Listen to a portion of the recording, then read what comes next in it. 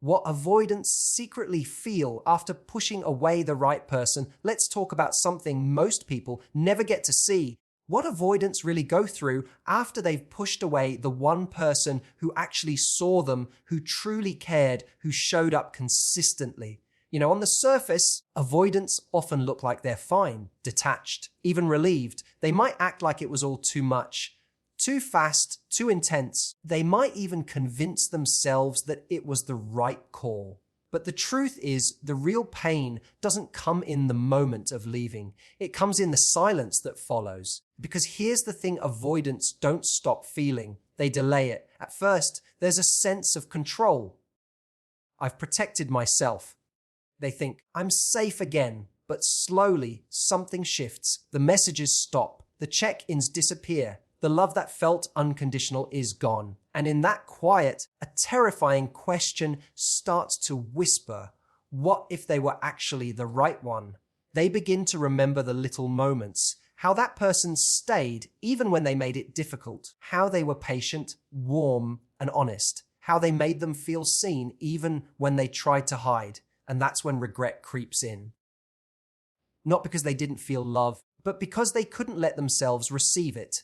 What avoidants often secretly feel is shame for not being ready. Grief for the version of themselves that sabotaged something so real, and a deep, gnawing longing for what might never come again in quite the same way. But here's the kicker, most never tell anyone this. They quietly watch from afar, they scroll, they wonder if they'd still be welcomed back. They tell themselves, if it was really right, they'd still be here. But deep down, they know they pushed away something rare. And what hurts the most isn't that the other person left. It's they made them feel like they had to. So if you're the one who was pushed away, know this, it wasn't your love that was the problem. It was their fear of what your love exposed. And if you're the avoidant, you might still have time to heal that fear before it costs you the next right person too.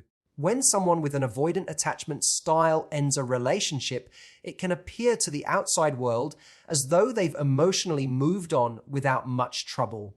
They may seem composed, unaffected, or even relieved, as if cutting ties was just another logical step. But what most people don't see, what even the avoidant person might not fully realize at first, is that avoidants don't stop feeling, they delay feeling. The emotional fallout isn't absent, it's postponed, hidden under layers of self-protection and rationalization. In the early stages after pushing someone away, avoidants often feel a temporary sense of control. There's a sense of having reclaimed space, of having dodged the perceived threat of emotional vulnerability. It feels like a success. I protected myself, they think. That was getting too intense, too needy, too close. They might even convince themselves that they weren't really that connected to the person, or that the relationship had too many flaws. This isn't dishonesty, it's a psychological defense.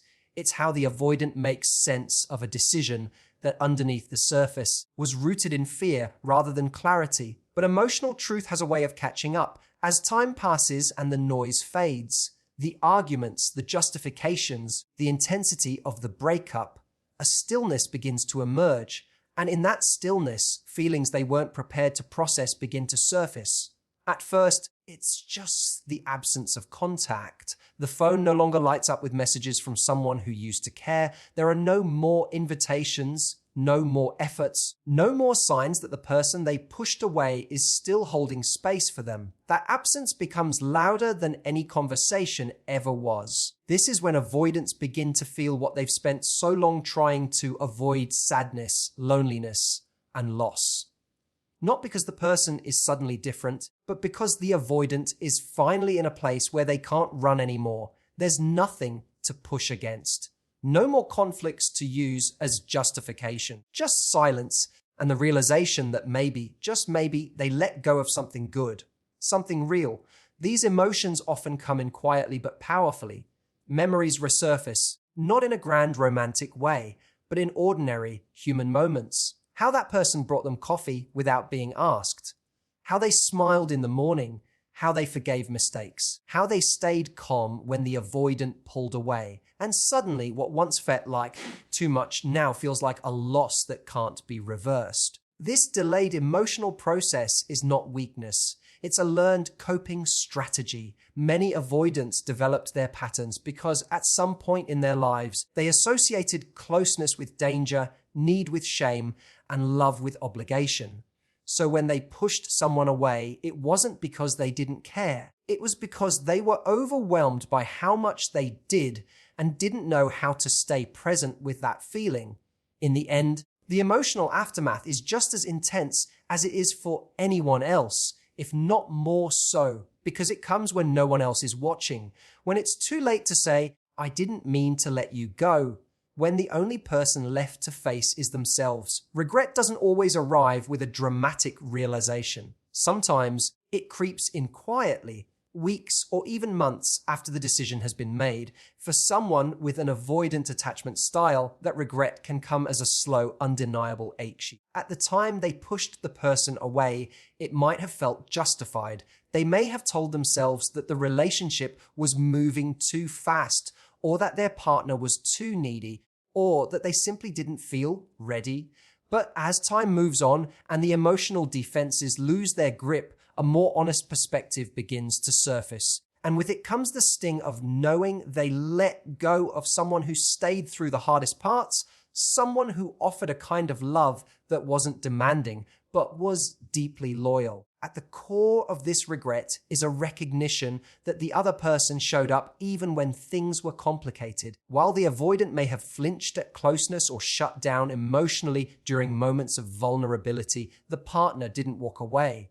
They tried, they listened, they adapted, they gave space, then returned. They offered stability, not because they were perfect, but because they were emotionally available. They made loving someone with walls feel less like a battle and more like a patient journey. And that's what eventually begins to hurt, realizing that someone extended grace during moments when it wasn't necessarily deserved. Avoidants are not immune to reflection. In fact, when the emotional dust settles, many begin to review the relationship in slow motion. They replay arguments and analyze text messages, trying to spot the moment it started slipping. What they find isn't a dramatic betrayal or a clear reason to leave, but rather a growing discomfort with how seen and loved they felt. Being seen that clearly can be terrifying when your instinct is to hide your true emotions. But once that person is gone, it's hard not to feel the absence of that rare acceptance. And then comes the question they can't quite silence. What if that was the person I was meant to grow with? It's not about romanticizing the past. It's about realizing that they were loved through their fear and pushed it away. It's about understanding that while the other person wasn't perfect, they were willing, they were trying, they were emotionally invested in a way that isn't easy to come by again.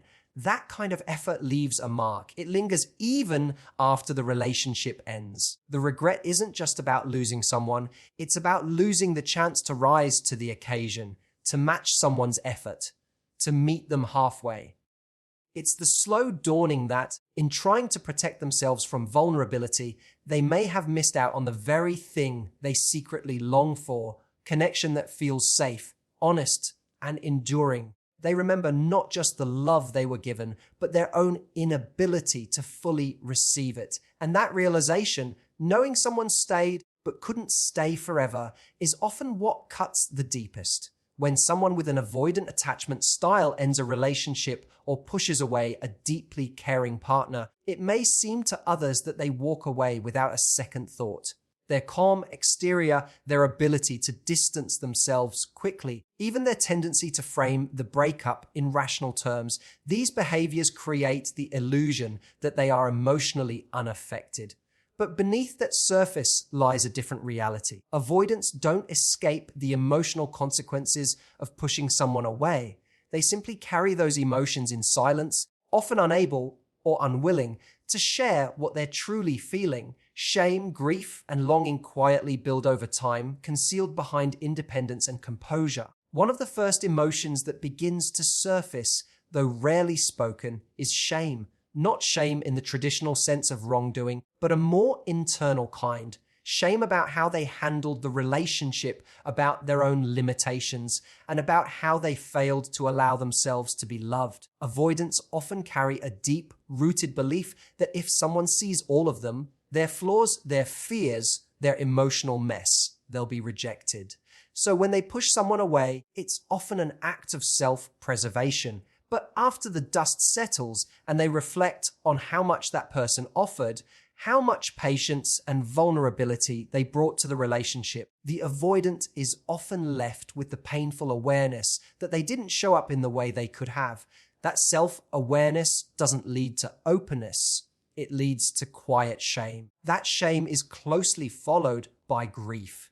Not just grief for the person they lost, but for the version of themselves they couldn't become in the relationship. There's a mourning of the opportunity missed, of the closeness they sabotaged, and of the version of the future that person may have offered them. It's not unusual for avoidants to think about the little moments long after a relationship ends. The text that came just to check in, the consistent way their partner stayed during emotional distance, the gentleness in conflict, the invitations to open up. These memories aren't just nostalgic, they're painful reminders of what they pushed away. And because the world often sees them as independent or emotionally detached, they don't always feel safe enough to express that grief outwardly. Longing tends to settle in slowly. It's the silent hope that maybe that person still thinks of them. Maybe there's still a chance. Maybe if they reached out, the door wouldn't be completely closed. But avoidants are also experts in emotional suppression, so that longing often goes unexpressed. They won't send the message, won't make the call, won't explain what they're truly feeling. Instead, they watch from afar, wander privately, and sit with the ache of what could have been. What makes these emotions particularly hard for avoidants is that they rarely talk about them. They don't process them openly with friends. They don't vent about their heartbreak. They don't post cryptic quotes or share their regret out loud. Instead, they carry it quietly, often alone. And because no one sees the tears or hears the internal dialogue, it's easy to assume they never cared. But they did.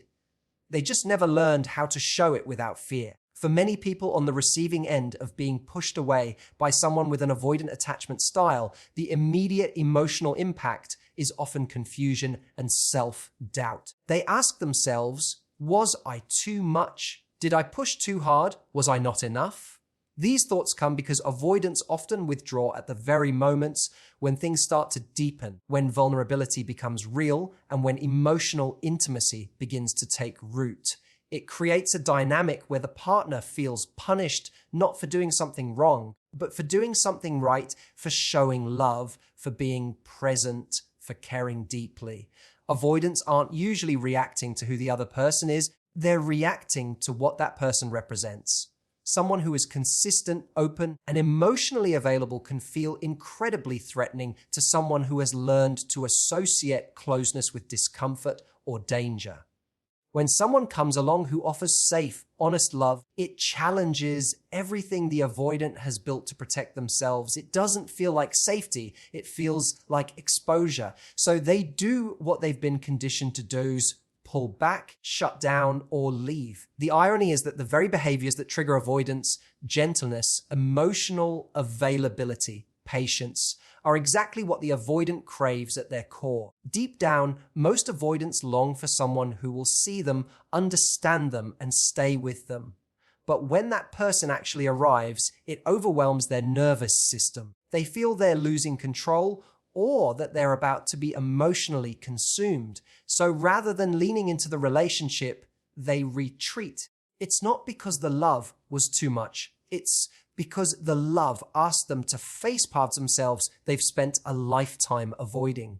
When an avoidant pushes someone away, it's rarely about the other person being too intense or too needy. More often, the avoidant is confronting feelings that have no clear path in their emotional map. Being with someone who is available and secure forces them to confront their own emotional walls. That kind of love doesn't let them hide behind surface level distractions or shallow relationships. It asks for honesty. It asks for emotional presence. And that's what makes it feel unsafey, not because it is unsafe, but because it's unfamiliar. The avoidance internal response is often to devalue the relationship. They may start to pick apart their partner's flaws or convince themselves that something was missing. But again, this isn't a reflection of the partner's worth. It's a defense mechanism. It's easier to convince themselves that the other person wasn't the one than to admit they weren't able to meet the moment. This cycle leaves the person on the receiving end confused, often carrying wounds that were never theirs to hold. But if we peel back the layers, what becomes clear is that avoidants aren't rejecting love. They're rejecting the vulnerability it requires. And the people they push away are often exactly what they need: grounding, patient, emotionally mature partners who challenge them to grow. Unfortunately, that growth often comes only after the relationship has ended and the space to heal together has already closed. Avoidants often believe the problem lies in the dynamic created by the other person.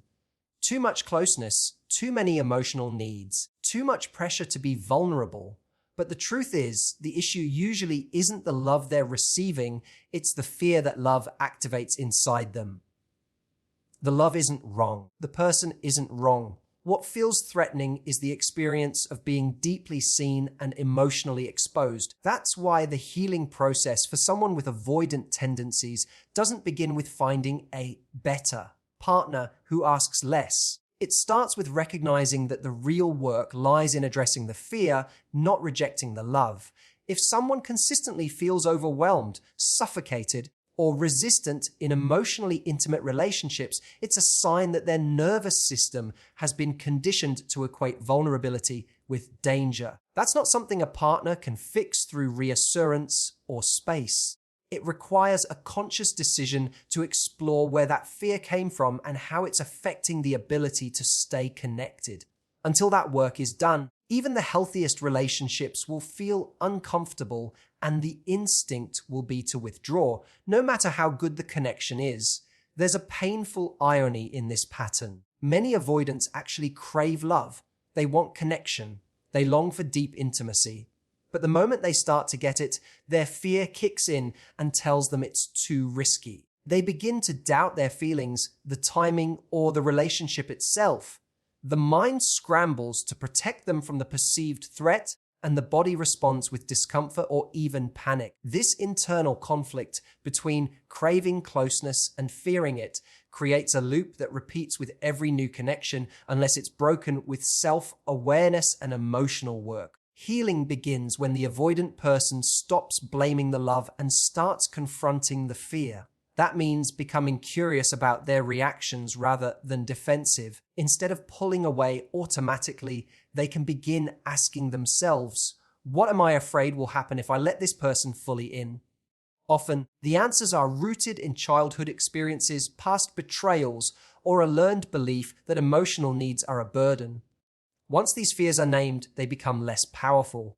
The truth is, the right person won't eliminate those fears, but they might illuminate them. That's why it's so easy to push them away. Their consistency and openness can feel like pressure when someone isn't used to emotional safety. But if the avoidant can shift the focus inward and start healing the parts of themselves that equate love with threats, something powerful happens. They start to open up, not just to others, but to themselves. They begin to accept that being loved doesn't have to mean losing control or being trapped.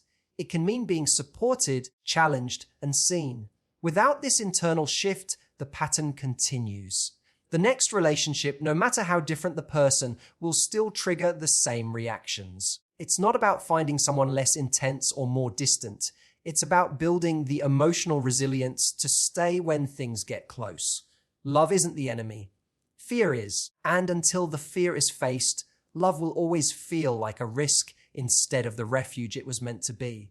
At the end of the day, the story of the avoidant and the right person isn't one of failure, it's one of fear. Fear of being seen, fear of being hurt, fear of losing control. But behind all that fear is still a heart that wants to love and be loved just like anyone else. And while avoidants may not show their regret in loud, obvious ways, many carry it silently for years, thinking about the one who tried to stay, the one who offered safe love, the one they couldn't accept at the time. If you're someone who's been pushed away, don't ever let that make you doubt your worth or question the way you showed up.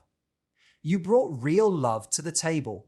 You weren't too much. You were honest, open, and brave enough to offer something rare. That's not a weakness. That's your strength. And if you see yourself in the avoidant, know that it's not too late to grow. It's not too late to unlearn the fear that's kept you distant. But growth requires courage. It requires facing the mirror and admitting that love didn't scare you because it was wrong. It scared you because it was real. The right person doesn't always stay forever, but they often leave behind the lesson we needed most. And sometimes that lesson is the one that helps us become ready for the love we couldn't hold before. Thank you for being here, for listening with an open heart, and for being brave enough to reflect whether you're the one who stayed or the one who pulled away. These conversations matter because healing starts with understanding, and understanding begins when we stop pretending we're unaffected and start telling the truth about what it means to love and lose. Take care of your heart, be kind to your growth, and remember, real love doesn't make you smaller, it invites you to become more of who you are. Until next time, thank you and take care.